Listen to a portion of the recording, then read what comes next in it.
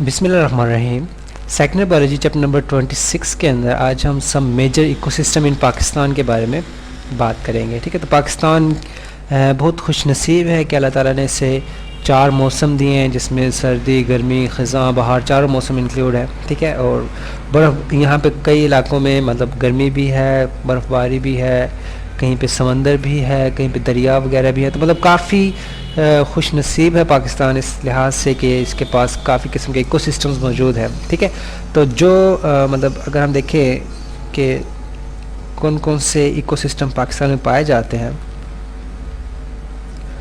Ecosystems इन पाकिस्तान, तो उसमें सबसे पहले तो टेम्परेट डेसिडियस फॉरेस्ट है। ठीक है, इसके बारे में हम पढ़ेंगे आगे जाके हर एक के बारे में। टेम्परेट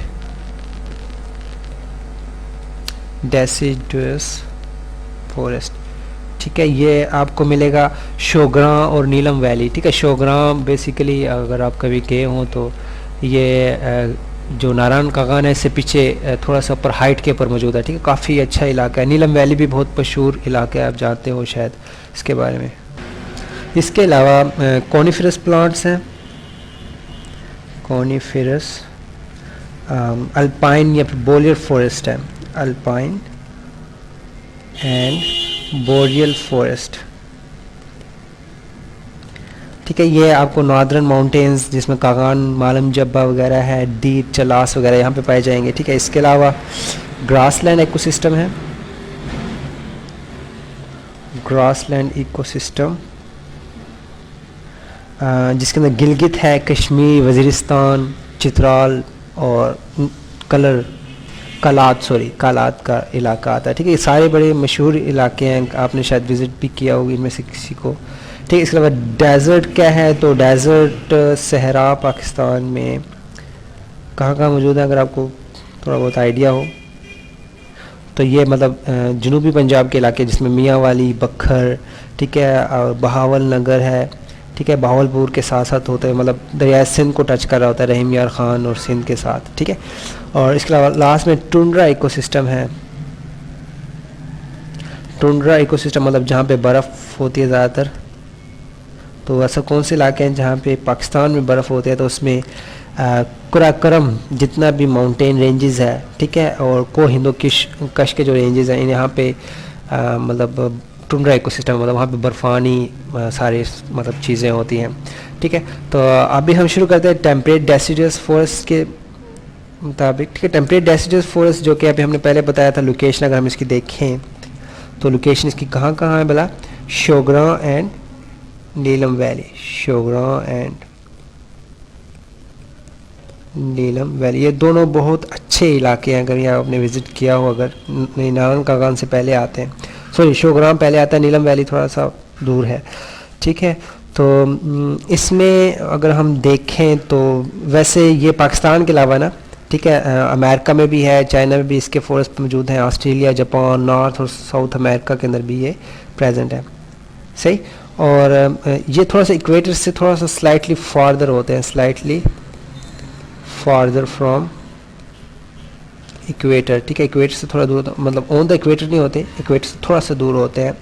सही, और जो रेनफॉल है वो इसकी कांस्टेंट होती है, लाइक रेनफॉल इज़ कांस्टेंट, मतलब ख़ास मौसम में ही रेनफॉल होती है। ठीक है, मतलब ज़्यादा रकम ख़ास मौसम आता है उसमें ही, ये जिसमें मानसून के सीज़न के अंदर रेनफॉल होते हैं यहाँ पे। ठीक है, अब जो ड्राई सीज़न है उसके अंदर क्या होगा, ड्राई सीज़न में जो पौधे हैं, मतलब जो ट्रीज़ हैं, ट्रीज़ शेड देयर लीव्स। ठीक है, मतलब उनके अपने पत्ते गिरा देते हैं ताकि जो प्लांट है वो ज़्यादा कंजर्व रहे।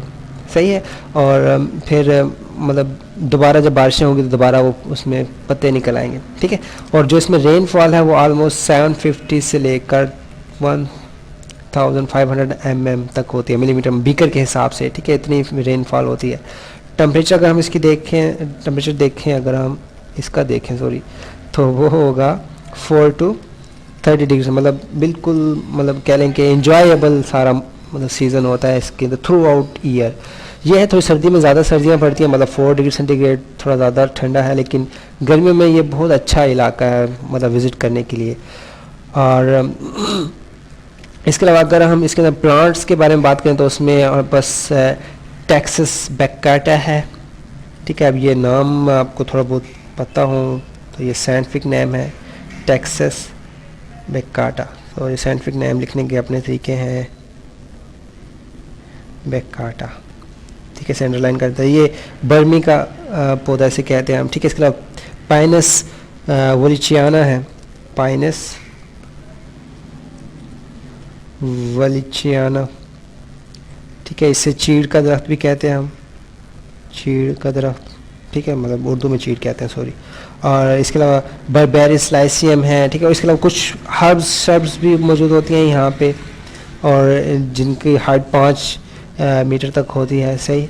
और वैसे ये एग्जैक्ट जो डायग्राम है ये उससे मैच नहीं करी, वैसे पहाड़ी इलाका होता है जिस तरह यहाँ पे पहाड़ी इलाका है, ठीक है, और पौधे होते हैं, सही है। और वहाँ पे ये हर्ब्स और शर्ब्स इस तरह की भी मौजूद होती है जिनकी लेंथ जो है 5 मीटर तक होती है, ठीक है। और फिर इसके अगर बॉटम में नीचे जाएंगे तो हमें कुछ लीवर वर्ड्स मॉसेस वगैरह भी मिलेंगे, ठीक है। ऊपर ट्रीज़ होंगी, शर्ब्स होंगी, और मॉसेस और लीवर वर्ड्स हॉर्न वर्ड्स वगैरह की जो सी मॉसेस जो सी लाइकन्स वगैरह जो सी होती हैं, ठीक है।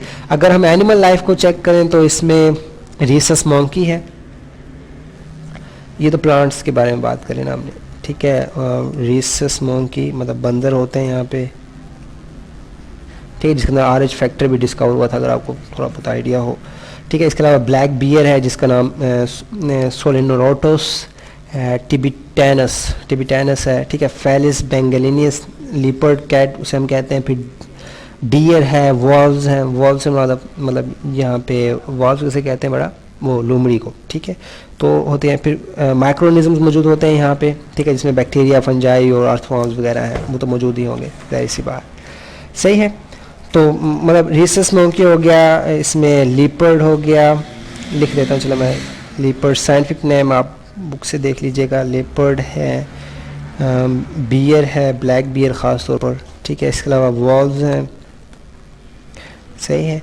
और फिर माइक्रोनिज्म्स के अंदर फंजाई, ठीक है, बैक्टीरिया, वो तो हर जगह ही होते हैं ऑलमोस्ट, फंजाई बैक्टीरिया, ठीक है, तो ये उनके हैबिटेट में आ रहे हैं। और मॉसेस वगैरह भी होती हैं, सही। और अगर हम यहाँ पे देखें सॉइल कंडीशन को तो ग्रेश ब्राउन होती है सॉइल इसकी, ग्रेश ब्राउन सॉइल है, ठीक है। और फर्टाइल होती है बहुत ज़्यादा, मतलब जरखेज़ होती है इसके अंदर, और बहुत ज़्यादा होल्डिंग कैपेसिटी भी है इसके अंदर, मतलब यहाँ पे दरख्त बहुत कह लें घने उगते हैं, सही। ह्यूमन इम्पैक्ट में जाए तो बहुत बुरा इम्पैक्ट है, जाहिर सी बात है। अब इंसान डिफॉरेस्टेशन, ह्यूमन इम्पैक्ट के अंदर सबसे ज़्यादा जो चीज़ चल रही है वो डिफॉरेस्टेशन है, कि इन इलाकों में डिफॉरेस्टेशन है कि इन इलाकों में जाता है और वहाँ जाके दरख्त काटना शुरू कर देता है ताकि वो अपने घर बना सके, तो फिर इससे पूरा हैबिटेट डिस्टर्ब होता है, पूरा इकोसिस्टम डिस्टर्ब होता है, ठीक है। अब आहिस्ता आहिस्ता वहाँ पे फिर हंटिंग भी है, ठीक है। लाइक अगर इंसान ने वहाँ पे घर बनाया है तो वहाँ पे अगर लीपर्ड नहीं मतलब शेर या चीता निकल आता है तो ये उसको मार देगा, ठीक है, जाहिर बात है। उसको ख़तरनाक जानते हुए उसका शिकार करेगा, जिसकी वजह से वो फिर ख़त्म होना शुरू हो जाएगा। एग्जाम्पल में से माउंटेन लाइन्स बिल्कुल ख़त्म हो गई हैं, ठीक है, वॉल्स भी ख़त्म होती जा रही हैं, ठीक है, डियर भी बिल्कुल ख़त्म होती जा रही हैं, सही। तो ये हो गया सारा किसके बारे में बोला, टेम्परेट डेसिडियस फॉरेस्ट के बारे में। अब हम आगे चलते हैं जिसमें कॉनिफरस, अल्पाइन और बोरियल फॉरेस्ट है।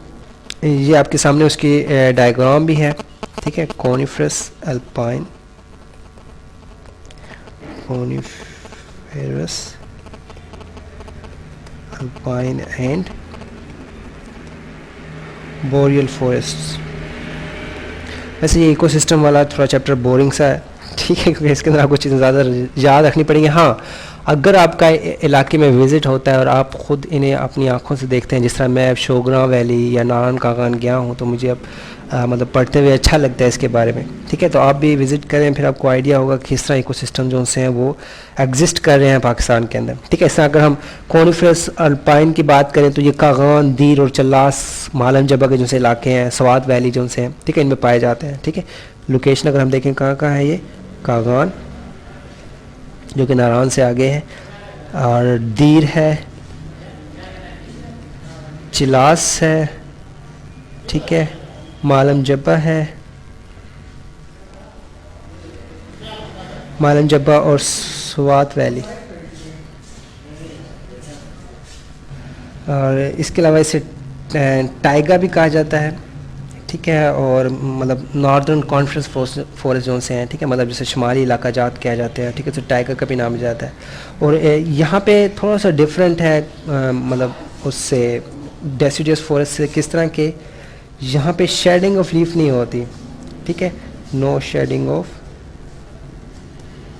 लीफ, ठीक है, मतलब क्यों होगा, ये अनअफोर्डेबल है, ये वो अफोर्ड नहीं कर सकते, ठीक है, कि मतलब अगर वो लीफ शेड कर देंगे, फोटोसिंथेसिस रुक जाएगी, फोटोसिंथेसिस रुक जाएगी तो वो डेड हो जाएंगे। क्यों? क्योंकि यहाँ पे जो सीज़न है कह लें कि बारिश ना होने का, वो थोड़ा लंबा है, ठीक है, मतलब काफ़ी अरसे बाद यहाँ पे बारिश होती है, तो वो फिर अगर पत्ते गिरा देंगे, फोटोसिंथेसिस रुक जाएगी, फोटोसिंथेसिस रुक जाएगी तो वो डेड हो जाएंगे, ठीक है, तो इसलिए ये अफोर्ड नहीं कर सकते। तो फिर यहाँ पे क्या होता है कि थोड़ा बहुत ट्रीज़ की मॉडिफिकेशंस हैं, ठीक है, यहाँ पे जो आपको ट्रीज़ मिलेंगे उसके जो पत्ते होंगे वो थोड़े से स्पाइनी टाइप, मतलब उनमें कांटे होंगे, नीडल्स वगैरह होंगे, ताकि जो वाटर लॉस है उसको रिड्यूस किया जा सके और वाटर को वो मेंटेन कर सकेंगे, ठीक है, यानी इसे हम कह सकते हैं नीडल या फिर